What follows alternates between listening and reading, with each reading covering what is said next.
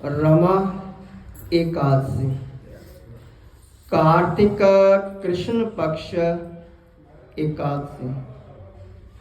अर्जुन ने आनंदित होते हुए कहा कि हे भगवान, आप मुझे कार्तिक मास की कृष्ण पक्ष की एकादशी की कथा सुनाइए।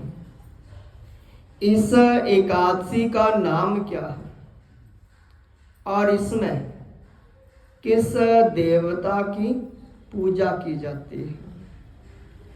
इस एकादशी का व्रत करने से क्या फल मिलता है? कृपा करके यह विस्तार पूर्वक कहिए। तो श्री कृष्ण भगवान बोले कि हे कुंती पुत्र, कार्तिक मास के कृष्ण पक्ष की एकादशी का नाम रमा है। इसके व्रत करने से समस्त पाप नष्ट हो जाते हैं। इसकी कथा इस प्रकार है कि प्राचीन काल में मुचकुंद नाम का एक राजा राज्य करता था। इंद्र, वरुण, कुबेर, भविष्य आदि उसके अच्छे मित्र थे। वो बड़ा सत्यवादी और विष्णु भगत था। उसका राज्य बिल्कुल निष्कंटक था। उसके चंद्रभागा नाम की एक कन्या थी, जिसका विवाह उसने राजा चंद्रसेन के पुत्र शोभन से कर दिया। वो राजा एकादशी का व्रत बड़े ही नियम से करता था और उसके राज्य में सभी कठोरता से इस नियम का पालन करते थे। एक बार की बात है कि शोभन अपनी ससुराल आया। वह कार्तिक का महीना था और उसी महीने में पुण्यदायिनी रमा एकादशी भी आ गई और इस दिन सभी व्रत रखते थे। तो चंद्रभागा ने सोचा कि मेरे पति तो बड़े कमजोर हृदय के हैं, वे एकादशी का व्रत कैसे करेंगे, जबकि पिता के यहाँ तो सभी को व्रत करने की आज्ञा है। मेरा पति अगर राजा की आज्ञा मानेगा तो बड़ा कष्ट पाएगा। चंद्रभागा को जिस बात का डर था वही हुआ।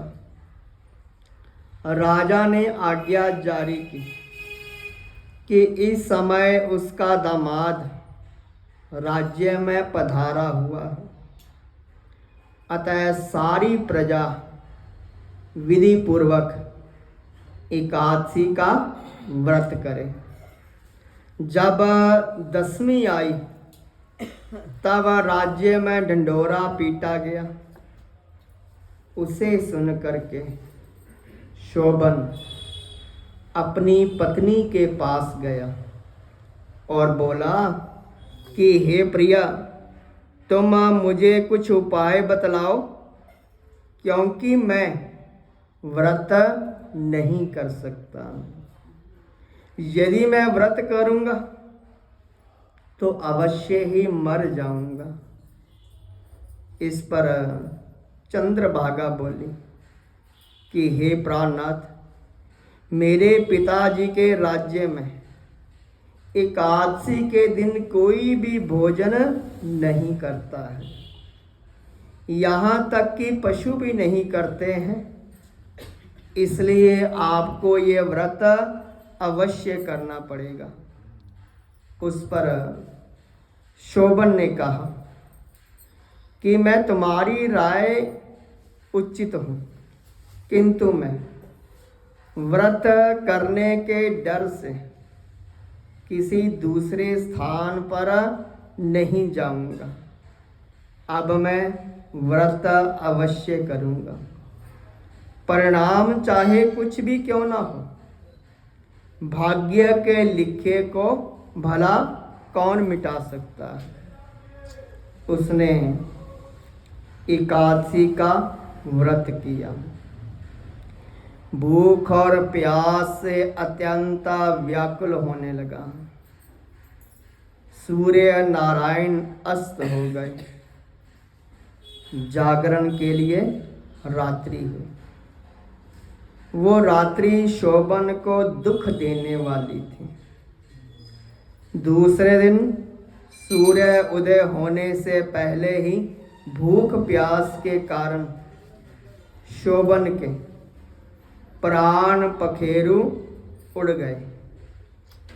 तो राजा ने उसके मृतक शरीर को जल प्रवाह करवा दिया और अपनी पुत्री को आज्ञा दी कि वो सती ना हो। भगवान विष्णु की कृपा पर भरोसा रखे। चंद्रभागा अपने पिता की आज्ञा के अनुसार सती ना हुई और अपने पिता के घर में रह करके एकादशी का व्रत करने लगे। उधर रमा एकादशी के प्रभाव से शोभन को जल से निकाल लिया गया और भगवान विष्णु की कृपा से उसे मंदराचल पर्वत पर धन धान्य से युक्त तथा शत्रु रहित देवपुर नाम का एक उत्तम नगर प्राप्त हुआ। उसे वहाँ का राजा बना दिया। उस समय राजा शोभन एक दूसरे इंद्र के समान प्रतीत होता था। उस समय मुचकुंद नगर में रहने वाला सोम शर्मा नाम का ब्राह्मण तीर्थ यात्रा के लिए निकला हुआ था। तो घूमते घूमते उसके राज्य में पहुंचा। उसको देखा। वो ब्राह्मण उसको राजा का जमाई जान करके उसके निकट गया। तो राजा शोभन ब्राह्मण को देख करके आसन से उठ खड़ा हुआ और अपने ससुर तथा स्त्री चंद्रभागा की कुशल क्षेम पूछने लगा। सोम शर्मा बोला, हे राजन, हमारे राजा कुशल से हैं और आपकी पत्नी भी कुशल है। अब आप अपना वृत्तांत बतलाइए कि आपने तो रमा एकादशी के दिन अन्न जल ग्रहण ना करके प्राण त्याग दिए थे।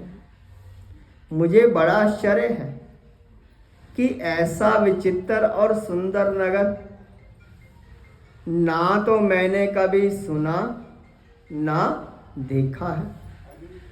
आपको ये किस प्रकार प्राप्त हुआ?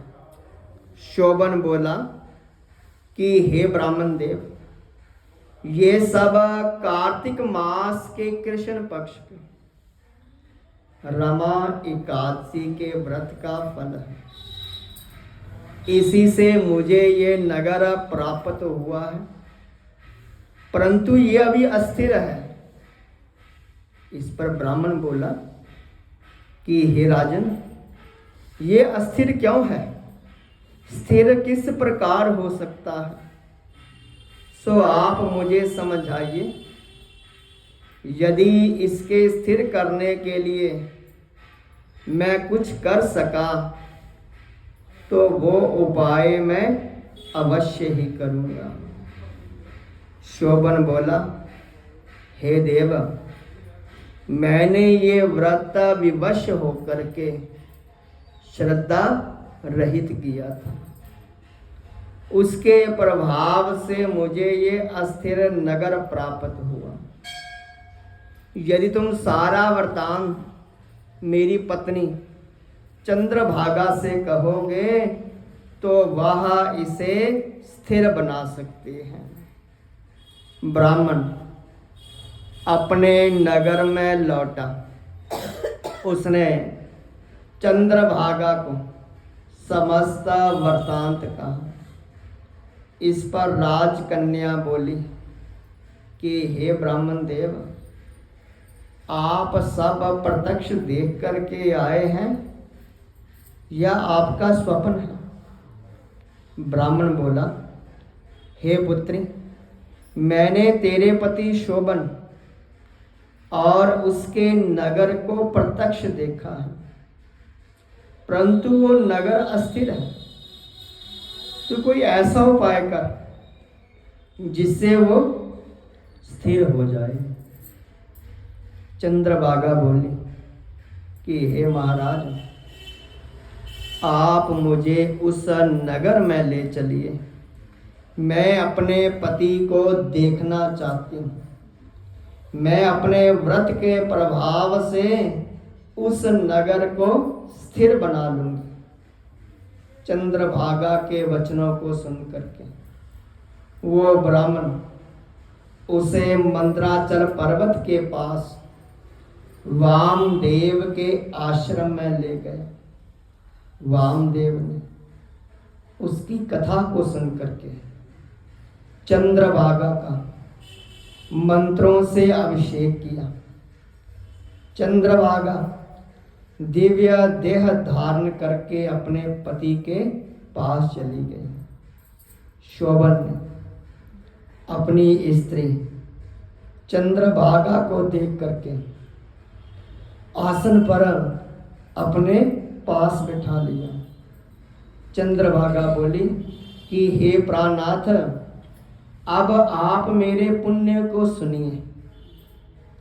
जब मैं अपने पिता के घर में 8 वर्ष की थी, तभी से मैं व्रत कर रही हूँ और इसी व्रत के प्रभाव से आपका नगर स्थिर हो जाएगा, समस्त कर्मों से युक्त होकर के प्रलय के अंत तक स्थिर रहेगा। चंद्रभागा दिव्य रूप धारण करके अपने पति के साथ उस महल में रहने लगी। हे पार्थ, ये मैंने रमा एकादशी का महात्म्य कहा है।